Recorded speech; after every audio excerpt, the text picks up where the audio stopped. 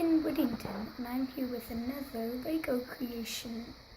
This one is the brick shooter, or minigun. It's just a simple compact gun. It shoots an okay distance for a catapult.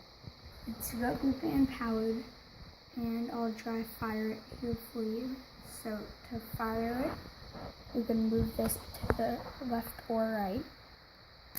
You just pull it, and this will kind of fire. It'll go like this. And I kind of want you guys to see, so it'll just pop out like that, but really fast. And yeah, it's just a simple compact gun.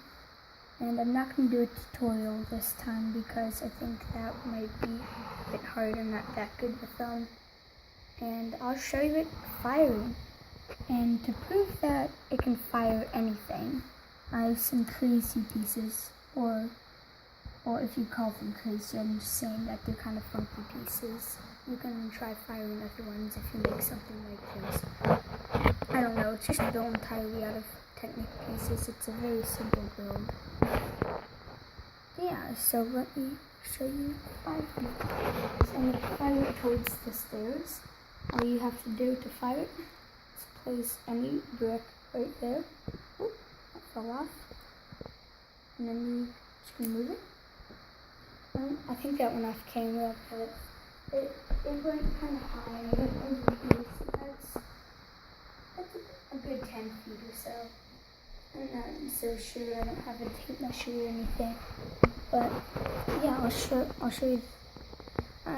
I have a couple of pieces right here that I can fire. I'll fire both of these pieces. So you just put it on. And all of the little white piece. And here's the gray piece. I wonder which one shoots farther.